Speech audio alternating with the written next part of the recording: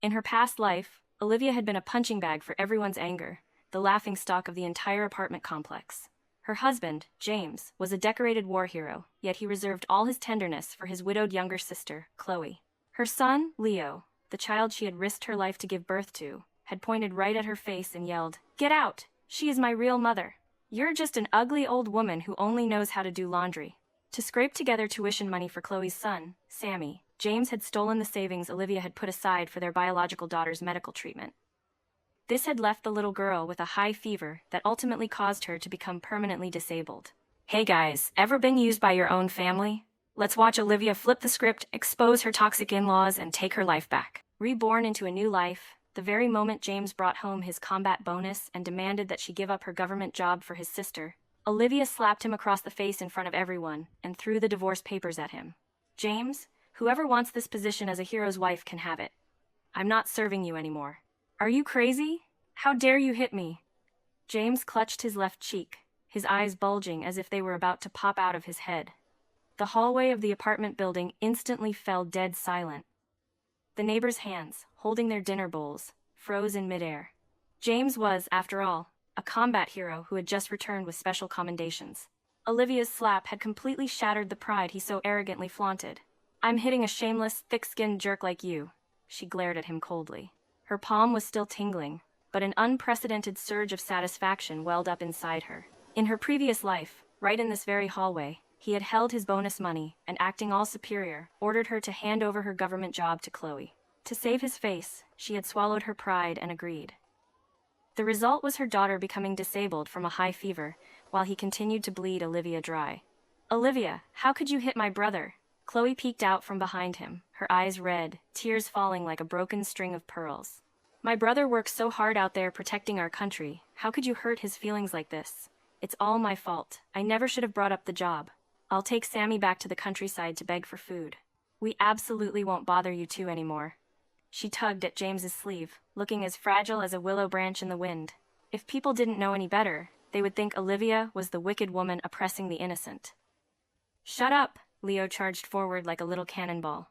He rammed hard into Olivia's leg, opened his mouth, and bit her. "You're a bad woman. I won't let you bully my aunt. She is my real mom. You're just an ugly old woman who only knows how to do laundry." A sharp pain shot through Olivia's thigh. She looked down at the son she had carried and suffered for, nearly losing half her life to bring into the world. In her past life, when she took her last breath on her hospital bed, he was busy eating the braised meat Chloe had bought for him, not even bothering to spare her a single glance. Without a moment of hesitation, she lifted her leg and kicked him away. "Ah!" Leo fell to the ground and burst into loud sobs. "Olivia, you dare hit our son?" James roared, raising his hand to strike her. She didn't dodge, just stared coldly, straight into his eyes. "Go ahead, hit me. If you dare touch a single hair on my head today, I'll go straight to your commanding officer and report you for domestic violence. Let's see if this decorated war hero title of yours will save your face then." James's hand froze in midair. He gritted his teeth, his facial muscles twitching with fury. "What the hell is wrong with you? It's just a job, isn't it? Do you have any idea how hard it is for Chloe to raise a child on her own? You're her sister-in-law. What's the big deal if you help her out a little? You sit at home with nothing to do every day anyway. Give the job to her, and I'll give you an extra $50 a month for living expenses," he said, sounding completely self-righteous, as if it were some massive favor. Olivia laughed out of sheer anger. "Free time? Every day I work my fingers to the bone cooking and doing laundry, serving this entire household, young and old, and you call that free time? I earned that position at the state-run restaurant by passing the exam myself. On what grounds should I give it to her? James, what are you pretending to be so generous for? If you really love your sister so much, why don't you take off your military uniform and let her wear it?" A few muffled snickers echoed from the onlookers in the hallway. "Mrs. Brown from next door walked out holding an enamel mug. "Olivia, you're in the wrong here. James just came back after earning special commendations. Aren't you just making a fool of yourself by causing such a scene? Chloe is the widow of a fallen soldier in this complex. Everyone should look out for her a little. You're her sister-in-law. Giving up a job won't cost you an arm and a leg." Olivia turned to look at her. "Mrs. Brown, your daughter-in-law has a great job at the textile factory. Why don't you tell her to give it to Chloe? After all, your son makes a high salary and can easily support her." Mrs. Brown's face instantly changed. "What kind of way is that to speak? My daughter-in-law's job is an official, permanent position. Mine is a permanent position too, Olivia retorted, refusing to back down. It's easy to play the saint when it's not your skin in the game. Choked on her words, Mrs. Brown waved her hand in frustration and retreated to her apartment. James's face turned from flushed red to pale. You are truly unreasonable. He bent down, picked up the divorce papers from the floor, and tore them to shreds without a second glance. The torn pieces fluttered to the ground like snow. You want a divorce? Not in a million years. Let me tell you, alive, you are a member of this family. Dead, you'll be a ghost of this family. As long as I don't sign, don't you ever dream of taking a single step out of this house for the rest of your life? He pointed a finger at her face, his tone full of threats. Olivia looked at the scraps of paper scattered across the floor. Tear it up. I have a dozen more copies. Tomorrow, I'll paste them right on the gates of the military base. James, I am getting out of this marriage, no matter what. She turned, walked into the room, and slammed the door shut with a loud bang. From outside came James's furious, helpless roar. Olivia, if you dare step out of this door today, even if you get on your knees and beg me in the future, I won't let you come back. Beg you. James, you'd better pray you never fall into my hands in this lifetime. She stood behind the door and let out a cold laugh. The footsteps outside gradually faded. James had taken Chloe and Leo downstairs. Olivia turned around and took a deep breath. The room was dimly lit, the air thick with a musty smell. From a small bed in the corner came the sound of weak breathing. Her heart tightened, and she hurried over. Her daughter, Mia, was curled up in a thin blanket, her little face flushed red from a fever. Olivia reached out to touch her forehead. It was terrifyingly hot. The nightmare of her past life came crashing down, threatening to swallow her. It was this exact high fever. Because Mia wasn't taken to the hospital in time, and without the money to buy specialized medicine, the fever had left her with permanent brain damage. She had been such a smart, beautiful little girl, but in the end, she couldn't even utter a complete sentence. And at that very moment in her past life, James had taken all their family's savings to pay the elite private school tuition for Chloe's son. Olivia bit her lip hard, forcing herself to calm down. Reborn into this life, she would absolutely not let the tragedy repeat it. She turned and walked over to the heavy rice bin. Lifting the lid, she reached her hand into a narrow gap at the bottom. Hidden there was a rusty metal box containing $300 she had painstakingly saved up over the past 2 years. This was Mia's lifeline. As her fingers brushed against the edge of the metal box, a slight wave of relief washed over her. As long as the money was there, Mia would be saved. She pulled the box out and opened the lid. It was completely empty inside. Her mind went blank with a loud, ringing buzz. How could this be? In her past life, the money had still been there at this time. Could she have remembered it wrong? No, impossible. She frantically rummaged through the rice bin, but couldn't find a single cent. The savings book had also vanished into thin air. A chilling sensation shot straight up from the soles of her feet to the top of her head. James. He was the only one who knew about this hiding spot. He had taken the money ahead of time. Olivia stood up abruptly and rushed out the door. At the end of the hallway was the south-facing room where Chloe was staying. It was the best room in the apartment complex, originally meant for Olivia. Just because of a single sentence, Chloe's health isn't good, she needs the sunlight, James had kicked her out into the dark, north-facing room. She kicked open the ajar door. The scene inside pierced her eyes. James was sitting at the desk, holding a thick stack of large bills, counting the money. Chloe was sitting on the edge of the bed, wearing a brand new knit blouse. Her son, Sammy, was crawling on the floor, playing with an expensive metal wind-up frog.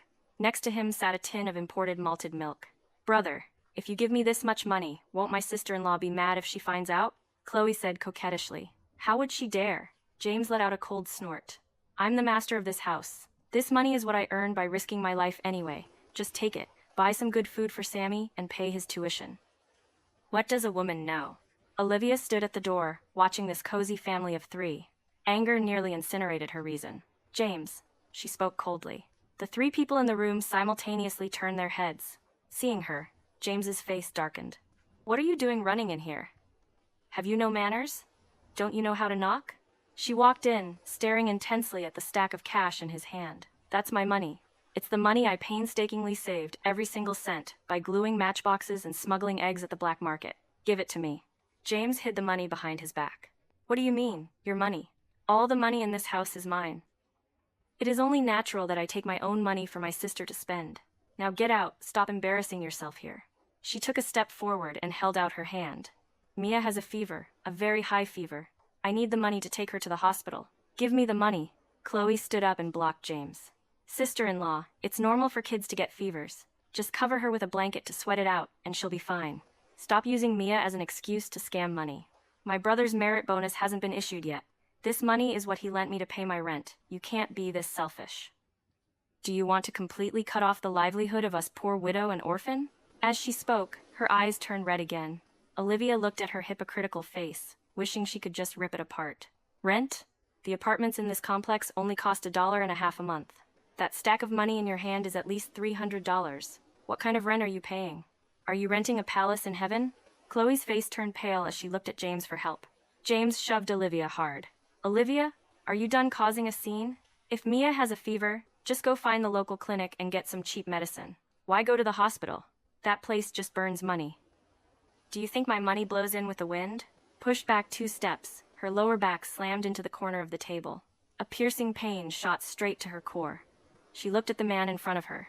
This was the husband she had loved for 10 years. James, do you even have a heart? Mia is your biological daughter. You would rather take the money to buy toys for someone else's child than save your own daughter's life? A flicker of guilt crossed James's eyes, but it was quickly covered up by stubbornness. Stop acting crazy. I've already given the money to Chloe. There is no money. If you keep causing a scene, I'll kick you out of the apartment complex, James threatened. Olivia looked at him and suddenly smiled, smiling so hard that tears welled up in her eyes. Fine, very well. She turned around, grabbed the jar of malted milk on the table, and smashed it hard onto the floor. The glass shattered, and the yellow powder splattered everywhere. Give me back Mia's lifeline money, or else I'll die right here with all of you today. Sister-in-law, you've misunderstood. James really just saw how pitiful us widow and orphan are, so he lent it to me, Chloe shrieked, hiding behind James. Seeing the jar of malted milk smashed, Sammy burst into loud sobs. You crazy woman, pay for my malted milk. He lunged forward and kicked Olivia right in the shin. She grabbed him by the collar and tossed him aside. Get lost. Seeing this, James became completely enraged. Olivia, how dare you hit Sammy? He strode over and raised his hand to slap her face. She tilted her head to dodge and snatched at the stack of cash in his hand. Give me the money. They grappled in the cramped room. James was, after all, a soldier with immense physical strength. With a forceful swing of his arm, Olivia lost her balance and tumbled to the ground, her forehead slamming into the iron bed frame nearby. A warm stream of liquid trickled down her brow, and her vision was instantly blurred by the color of blood. Oh my, what's going on here? Why are you fighting? The neighbors in the complex, hearing the commotion, gathered around one by one. Mrs. Brown squeezed to the front, gasping when she saw the blood on Olivia's forehead. Chloe immediately threw herself into Mrs. Brown's arms, crying, Mrs. Brown, please judge this for us. My sister-in-law keeps insisting that my brother gave me all the money in the house. She ran in, smashed our things, and even hit Sammy.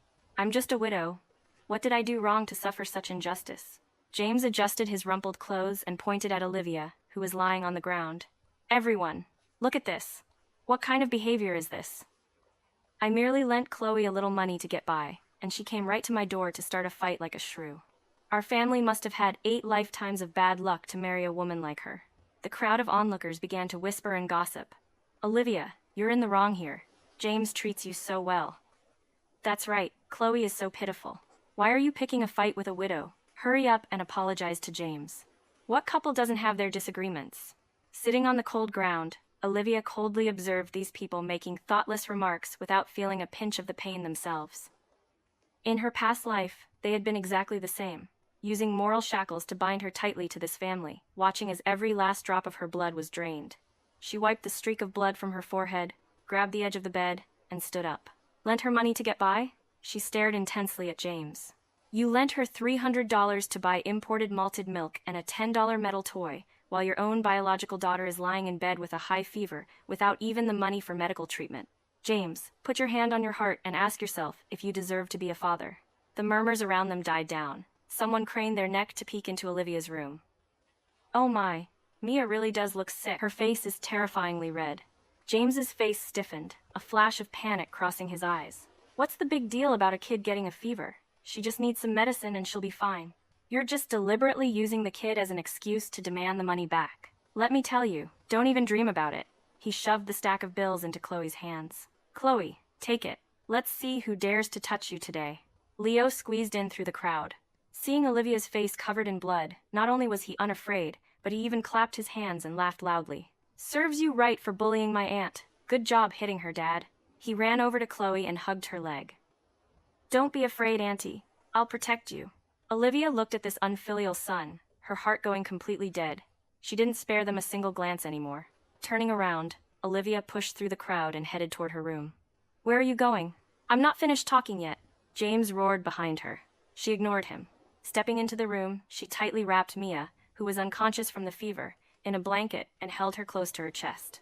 Mia's breathing was rapid, her small face radiating heat like a furnace. "Mommy," the little girl murmured weakly. "Don't be afraid, Mia. Mommy is taking you to the hospital. Mommy will definitely save you." Holding her daughter tightly, she walked out of the apartment complex step by step. As she passed by Chloe's door, James blocked her path. "Where are you going? Get back inside and cook for me." She looked at him coldly, her gaze like she was looking at a dead man. "Get out of my way. You think you're so tough now, don't you?" James reached out to grab her. She pulled a pair of scissors from her pocket and pointed them straight at his wrist.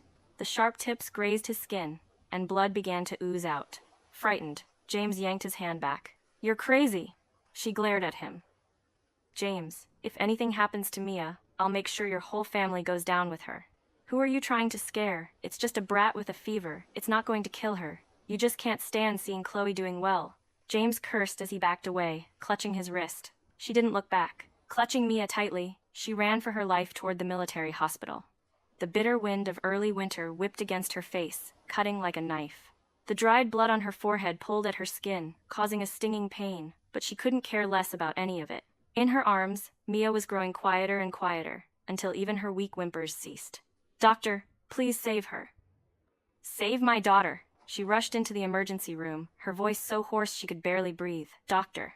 Lee, the attending physician, took one look at Mia's condition, and his face changed drastically. "Hurry! Febrile seizures, suspected acute pneumonia. Prepare for immediate resuscitation." The nurses quickly lifted Mia onto a hospital bed and wheeled her into the emergency room. Olivia collapsed onto a long bench in the hallway, gasping for air. Not long after, Dr. Lee came out holding a form. "The child's condition is highly critical. We need to administer imported penicillin immediately. However, this medication is very expensive. It's $50 a vial, and she needs at least one full course. Go pay a $300 deposit first, and we will administer the medicine right away." $300. It felt like a mountain crushing her chest. She patted down her pockets, only finding a handful of loose change she had grabbed hastily before leaving the house. It added up to less than $2. "Doctor, I'm begging you, please use the medicine first. I'll go get the money right now." She clung to Dr. Lee's sleeve, tears finally escaping her control and spilling down her face. "Ma'am, it's not that I don't want to help you. This is hospital policy. Without a deposit, the pharmacy won't release the medication." Dr. Lee sighed helplessly. Devastated, she let go of his arm. Just then, footsteps echoed from the end of the hallway.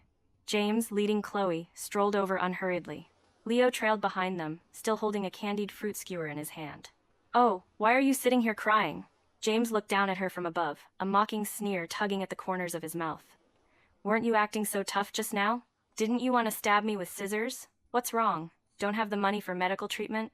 She stood up abruptly and glared at him. "Give me the money. Mia needs $300 to save her life." James laughed coldly. "You want the money? Fine." He pulled a piece of paper from his pocket and threw it right in her face. "Sign this job transfer agreement. Go to the workplace tomorrow and transfer your position to Chloe. Once you sign it, I'll give you the money." The paper fluttered to the ground. Written clearly on it was, "I voluntarily and unconditionally transfer my permanent position at the state-run restaurant to Chloe." She looked at that piece of paper, her whole body trembling. "James, the person lying in there is your own flesh and blood. You're using her life. Using her life to exchange for a job for your sister?" Chloe stood nearby, gently trying to persuade her. "Sister-in-law, stop being so stubborn. Mia is my niece too. My heart aches for her as well. As long as you sign your name, my brother will go pay the fee right away, and Mia will be saved. You're a woman. Isn't it better to stay home, take care of your husband, and raise your children? Why do you need to go out and show your face at work?" Olivia looked at those two hypocritical faces, her stomach churning in waves of disgust. In her past life, it was exactly in this place that she had compromised. She had signed her name and given up her job. But James had never gone to pay the medical bill. He took that $300 and took Chloe to the department store to buy a sewing machine. By the time Olivia managed to borrow enough money and return to the hospital, Mia's brain had already been permanently damaged by the fever. In this life, they were trying to pull the exact same trick. "I will not sign," she said through gritted teeth, enunciating every single word. James's face darkened. "You won't sign? Then you can just watch her die. Let's see how long you can stay stubborn." He turned around, ready to leave. "Stop right there," Olivia said. She took a deep breath and pulled a small, black object out of her inner pocket.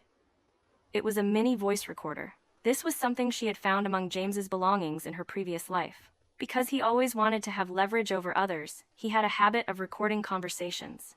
After being reborn, she had found it immediately, hidden away in his study. She pressed the play button. A crackling static sound came from the recorder. James stopped in his tracks and turned to look at her, his eyes full of suspicion. "James, did you really think I came completely unprepared? Listen and see what this is," she said. "Where did you get that gadget? Turn it off." James's face completely changed. He raised his hand and lunged forward to snatch it. Olivia took a step back and turned the volume up to the maximum. From the recorder, a conversation between James and Chloe played out loud and clear. "Brother, the pension money won't be investigated, will it? I just feel so uneasy about it." This was Chloe's voice, clearly laced with guilt. "What are you afraid of? I forged those identification papers with my own hands back then. The dead can't testify. As long as we swear to death that Sammy is the son of a fallen soldier, we won't miss a single cent of that $20 a month in benefits." James's voice sounded incredibly smug. "But what about my sister-in-law? Why care about her? She's just a stupid woman from the countryside. I just need to act a little nice to her, and she'll be overflowing with gratitude. Wait a few more days until I get her job for you, and our whole family will live comfortably." The entire hallway fell dead silent. The passing nurses and patients' families all stopped in their tracks, staring in their direction in sheer shock. James's face turned pale as a sheet, cold sweat breaking out on his forehead. "Olivia, you dare record me in secret?" He lunged forward frantically like a wild beast. "Stop right there!" An authoritative shout echoed from the end of the hallway. Several men in military uniforms strode closer. The man leading them was Commander Carter from the military base's political department. He had originally come to the hospital for an inspection, and happened to stumble upon this exact scene. Seeing Commander Carter, James's legs turned to jelly, and he nearly dropped to his knees. "See, Commander." Commander Carter's face was livid as he pointed a finger directly at James. "James, you've got a lot of nerve. Forging documents to defraud the government of pension money, and you even dare to cause a scene in the hospital and threaten a family member. Are you still worthy of the uniform you're wearing?" James trembled all over, stammering his excuses. "Commander, please listen to my explanation. It's a misunderstanding. She's deliberately trying to frame me." Olivia ignored him and knelt directly in front of Commander Carter. "Sir, I would like to officially report James for corrupt behavior and embezzling his family's life-saving medical funds. The person lying in there is his biological daughter. She has a high fever and is seizing, waiting for penicillin to save her life. He refuses to pay the money and is blackmailing me into transferring my job position instead. I beg you, sir, please save my daughter." Hearing this, Commander Carter was so furious that he trembled. He turned his head and shouted at Dr. Lee. "What are you standing there for? Administer the medicine immediately. Charge all expenses to the military base's account." "Yes, yes, right away." Dr. Lee hastily ran back to the emergency room. Olivia slumped to the ground, tears streaming down her face. Mia was saved. Commander Carter glared at James with piercing eyes. "Guards, strip James of his military insignia. Take him to the confinement room. The political department will investigate this matter to the very end." 2 guards immediately stepped forward, grabbing James by both sides to escort him away. James was completely panicked. He struggled violently and screamed at Olivia. "Olivia, I was wrong. Hurry up and tell the commander this is a misunderstanding." "I'll give you all the money. I'll go pay the fee right now. Chloe, hurry up and beg him for me." Chloe had long since shrunk into a corner in fear, not daring to utter a single sound. Leo was also so terrified that he wailed, dropping the candied fruit skewer in his hand to the floor. Olivia stood up and looked at James coldly. "A misunderstanding? Earlier, when you were forcing me to sign, why didn't you say it was a misunderstanding?" She took a red booklet out of her pocket and handed it to Commander Carter. "Commander, this is the separate household registration booklet I just had made yesterday. I want to divorce James. He is not worthy of wearing this uniform, and he is even less worthy of being Mia's father." "Olivia, what nonsense are you spouting? Chloe is my biological sister." James, pinned down by the guards, still stubbornly argued. "Biological sister?" Olivia let out a cold laugh. Whose biological brother embezzles his own daughter's life-saving money to raise his sister's child? Whose biological sister instigates her brother to steal her sister-in-law's job? What kind of relationship the two of you actually have, the investigation team will figure out as soon as they look into it. Commander Carter took the household registration booklet, glanced through it, and nodded. Comrade Olivia, rest assured. The organization will not let the bad guys off the hook, and we absolutely will not let good people suffer injustice. Take him away. James was forcefully dragged off, his pleas echoing throughout the hallway. Seeing that the situation had turned bad, Chloe grabbed Leo and tried to slip away. Stop right there, Olivia called out to her coldly. Hand over the $300. Chloe clutched her bag tightly, her eyes shifting evasively. What $300? I don't know what you're talking about. James gave that to me. On what grounds should I give it to you? Olivia stepped forward and slapped her across the face. Smack! The crisp sound of the slap echoed loudly. Chloe clutched her face, looking at Olivia in disbelief. You dare hit me? I am hitting you. Olivia didn't hold back at all. She rummaged through Chloe's bag and pulled out the stack of cash. This is the embezzled pension money, the physical evidence of James's corruption, and it's also Mia's life-saving money. If you dare say one more word, I'll have the guards arrest you too. Terrified, Chloe shut her mouth. She glared at Olivia with malicious resentment, then led Leo away, scurrying off in defeat. Holding the money, Olivia turned around to go pay the hospital fees. For the next 3 days, she didn't leave Mia's bedside for a single step. The penicillin was highly effective, and Mia's fever finally broke. The little girl opened her eyes and weakly called out, Mommy. Olivia hugged her, crying uncontrollably. During these 3 days, earth-shattering changes had occurred at the apartment complex. James was suspended from his duties for investigation. The political department had set up a special task force. Not only did they investigate his pension fraud, but they also discovered that there was severe fraud involved in his special combat commendations from years ago. It turned out that the person who had truly earned the merit in that battle was his comrade. After his comrade died in action, James had falsely claimed the credit for himself. As soon as this news was released, the entire military base was shaken to its core. On the afternoon of the 4th day, James was granted special permission to visit the hospital to see Olivia once. He wore a crumpled set of civilian clothes, his beard unkempt, looking as if he had aged 10 years. He dropped to his knees in front of the hospital bed. Olivia, I was wrong. I truly know I was wrong. Please beg the commander to help. Tell the commander that the recording was fake, that you were just joking with me. As long as you help me keep my military status, I'll listen to you in everything from now on. I'll cut off all ties with Chloe, and I'll give you my entire salary. He pleaded, crying miserably. Olivia looked at him coldly, without a single ounce of pity. Now you realize you were wrong? It's too late. When you forced me to give up my job, why didn't you think of today? When you took Mia's life-saving money, why didn't you think of today? Seeing that she was completely unswayed, James suddenly pulled Leo, who had been hiding outside the door, into the room. Leo, hurry up and beg your mother. Tell her to forgive me. Leo looked at her fearfully. Mommy, do you really not want me anymore? Auntie said you're a bad woman who wants to take Daddy away. Olivia looked at the son, who, in her past life, had watched her die without offering an ounce of help. In her heart, there was nothing left but a barren wasteland. Your aunt isn't wrong. To you all, I am indeed not a good person. She pointed out the door. Take your good son and get out of my sight. You don't even want your own biological son? Olivia, is your heart made of stone? James looked at her in disbelief, as if she were some irredeemably wicked monster. My heart, it was hollowed out by you and your dear sister a long time ago. She looked at him calmly. James, did you think pushing Leo out here would soften my heart? Why don't you ask him if he even considers me his mother? She turned her head to look at Leo. Leo, tell me, if your aunt and I both fell into a river, who would you save? Leo froze for a moment before blurting out, I'd save Auntie. She buys me candy, but you only ever force me to do my homework. James's face instantly turned incredibly ugly. He slapped the back of Leo's head. You little brat. What kind of nonsense are you saying? Leo burst into tears. Daddy hit me. I want to go find Auntie. He broke free from James's grasp and ran out of the hospital room. Olivia let out a cold laugh. See that? That is the good son you raised.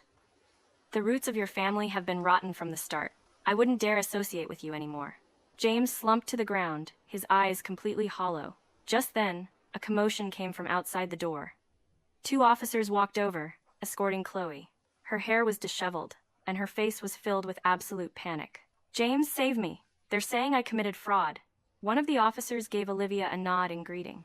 Comrade Olivia, the investigation results are out. Chloe's son is not the child of a fallen soldier at all. He is her illegitimate child with a local thug from back when she was in the countryside. She used James's position to forge documents and defraud the government of pension money for 5 whole years. We are now officially placing her under arrest. James suddenly snapped his head up and glared at Chloe. What did you say? Sammy isn't fallen soldier Miller's son? Chloe shrank back in fear. Brother? Listen to me explain. I had no other choice back then. James lunged forward and delivered a vicious slap to her face. You wretched woman. You dared to lie to me? I abandoned my own wife and children for you, and yet you used a bastard child to trick me. He lunged at her like a madman, wrapping his hands tightly around Chloe's throat. The officers hastily rushed forward to pull the two apart. Chloe collapsed to the ground, clutching her face and wailing loudly. Suddenly, she crawled over to Olivia and clung to her leg. Sister-in-law, this is all my fault. Please let James go. He is your husband. As long as you withdraw your report, I'll take Sammy back to the countryside immediately. We will never appear in front of you two again. Olivia kicked her away in absolute disgust. Now you know to call me sister-in-law? It's too late.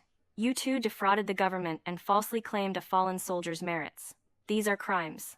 The law won't let you off, and neither will I. She pointed toward the door. Take them away. Don't dirty Mia's hospital room. The officers dragged the two of them out. In the hallway, Chloe's wails and James's curses echoed. They had finally started tearing each other apart. Olivia breathed a sigh of relief. The heavy boulder that had weighed on her heart for 2 lifetimes had finally crumbled. Are you only going to be satisfied when you've driven our entire family to our deaths? Before being escorted into the jeep, James howled in despair toward the hospital building. Standing behind the second-floor window, she coldly watched the jeep roll out of the military base's gates. The one driving you to your deaths isn't me, but your own greed and wickedness, she thought. Mia's health recovered very quickly. The winds of public opinion in the apartment complex completely changed direction. Overnight, the neighbors who used to roll their eyes in disdain and follow Chloe's lead to trample all over Olivia now all wore sycophantic faces. Mrs. Brown carried a basket of eggs to the hospital room. Olivia, I was old and foolish before, blinded by that beast James. Please don't hold it against me. Take these eggs to nourish Mia's body. Olivia did not accept her basket. Mrs. Brown, I wouldn't dare eat your eggs. What if you accuse me of bullying the families of fallen soldiers again later? Mrs. Brown rubbed her hands awkwardly and slinked away in defeat. Olivia began packing their belongings. Mia could be discharged the next day. She planned to move the little girl completely out of the apartment complex. She didn't want to stay a single day longer in that place, filled with disgusting memories. By the afternoon, the hospital room door was pushed open. A dirt-covered Leo stood at the door. His clothes had several torn holes, and there were a few scratch marks on his face. Mommy, he called out fearfully. Olivia stopped what she was doing and looked at him. What are you doing here? Leo burst into tears and ran over to hug her leg. Mommy, Auntie got taken away. Those people chased me out. I'm so hungry. I want to go home. Mommy, I was wrong. I'll never yell at you again. I want to go with you. It turned out that after Chloe was arrested, the apartment had been confiscated. No one in the complex wanted to take in this little tyrant who was used to being bossy. He had gone hungry for 2 days before remembering his biological mother. She looked at his face, which bore a 70% resemblance to James's, without a single ripple of emotion in her heart. In her past life, when she was gravely ill, she had also begged him to pour her a glass of warm water. What did he say back then?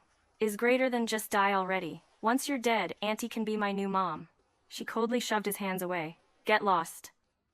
I find you filthy.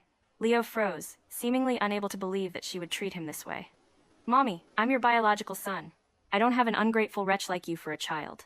Olivia placed the packed bag on the bed. Your household registration is still under James's name. Go find your grandparents and live with them. Don't ever look for me again. You disgust me. She took Mia's hand. Mia, let's go. Mia nodded obediently, not bothering to spare Leo a single glance. They walked out of the hospital room.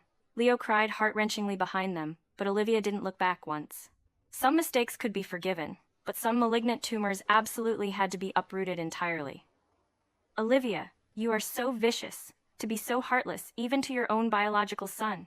In the visitation room of the detention center, James glared at her through the iron bars. He had grown severely emaciated, his eye sockets sunken deeply. Wearing a prison uniform, he no longer possessed a shred of the imposing aura of the combat hero he once was. Today was the day the sentences were announced. James was stripped of his military status, deprived of his political rights, and sentenced to 15 years in prison. Chloe was also convicted of fraud and received a 15-year sentence. Olivia silently pushed the reprinted divorce agreement in front of him. Sign it. This is the last time we will see each other. James looked at the paper, his hands trembling. Olivia, I truly regret it. He suddenly covered his face and wept bitterly. If only I hadn't listened to Chloe's instigations in the beginning. If I had just given you the money to treat Mia's illness, our family would still be happy now. How could I have been so blind as to treat that wicked woman like a treasure, while treating a piece of true gold like you as trash? His tears fell freely onto the table. She quietly watched him put on his act. What he regretted was not hurting her. He regretted losing everything. James, you are fundamentally a selfish and self-serving coward. You loved Chloe because she satisfied your fragile masculine ego, giving you the sense of accomplishment of a hero saving a damsel in distress. You hated me because I saw right through your most despicable, pathetic true colors. She tapped lightly on the table. Stop talking nonsense and sign it. James looked up, a flash of madness crossing his eyes. I won't sign it. I'd rather die than sign. As long as I don't sign, you are still my wife. Don't even dream of taking my daughter away to remarry. She let out a cold laugh. Do you think you still have the right to decide? You are a convict now. As long as I unilaterally file a petition with the court, this marriage will be terminated anyway. Telling you to sign is just to save a little time. Whether you sign it or not, the result will be exactly the same. James slumped into his chair like a deflated balloon. He knew everything she said was the truth. Trembling, he picked up the pen and signed his name on the agreement. As the final stroke fell, it was as if he had exhausted all the strength of his entire life. She collected the agreement and stood up. Olivia, he called out after her. If we could start all over again, I promise I would treat you and Mia well. She stopped in her tracks but didn't look back. What a pity. I have already been reborn once. In this life, you completely disgust me. She took large strides out of the visitation room. The heavy iron door slammed shut behind her, locking James's despair forever in the darkness. The sunlight outside was blindingly bright. She took a deep breath of the air of freedom. What do you mean? What is being reborn? James frantically pounded on the iron door from the inside, but she could no longer hear him. Holding the officially stamped divorce papers, Olivia walked out of the courthouse gates. Mia, wearing a newly bought red padded coat, was waiting for her at the door. Seeing her mother walk out, the little girl flew into her arms like a small bird. Mommy! Olivia hugged her tightly, unable to hold back her tears. Mia were finally free. She had already returned the apartment in the complex. Leo had been sent back to the countryside by the neighborhood committee to live with his grandparents. She heard that his grandparents heavily favored boys over girls and were initially thrilled to have a grandson. However, Leo was lazy and had a terrible temper. It only took a few days before he was beaten black and blue. Every day, he stood at the entrance of the village, crying and begging for his mother. But none of that had anything to do with her anymore. Olivia took Mia back to the small house she had rented. In the yard, there was a magnolia tree. Even though it was winter, its branches and leaves still stood tall and straight. She took a craft paper envelope out of the drawer. It was something the postman had delivered 3 days ago. She carefully tore it open. Inside was a gold-embossed acceptance letter from Harvard University, Department of Economics and Management. In her past life, to take care of the entire family, she had given up her chance at the college entrance examinations. In this life, she had stayed up countless nights studying tirelessly, and finally, she had reclaimed the life that truly belonged to her. She placed the acceptance letter in front of Mia. Mia, look at this. This is Mommy's college acceptance letter. Even though Mia couldn't read yet, seeing her mother so happy, she clapped her hands and smiled along. Mommy is so smart. Mommy is going to college. Olivia rubbed the little girl's head. That's right. Mommy is taking you to Boston. We're going to start a new life. 3 days later, holding Mia's hand, she stepped onto the train heading north. With a long, echoing blast of the whistle, the train slowly began to move. The scenery outside the window sped rapidly backward. The city that had imprisoned Olivia for 2 lifetimes was finally left far, far behind. Mommy, are we never coming back here again? Mia asked, resting her little chin against the train window and looking out curiously. Olivia pulled her daughter into her arms, resting her chin softly on the little girl's hair. We're not coming back, Mia. Our good days are just beginning. Sunlight pierced through the clouds and spilled into the train car, illuminating the path that led to their future. In this life, she was no longer a punching bag for anyone's anger, nor was she a stepping stone for anyone else. She was Olivia, and she was going to live a brilliantly radiant life entirely on her own terms. Thank you for listening to this story. What a win! Olivia's story proves that sacrificing for toxic people is just self-sabotage. Don't let family trap you, and remember, it's never too late to drop the dead weight and start over. Comment below and subscribe.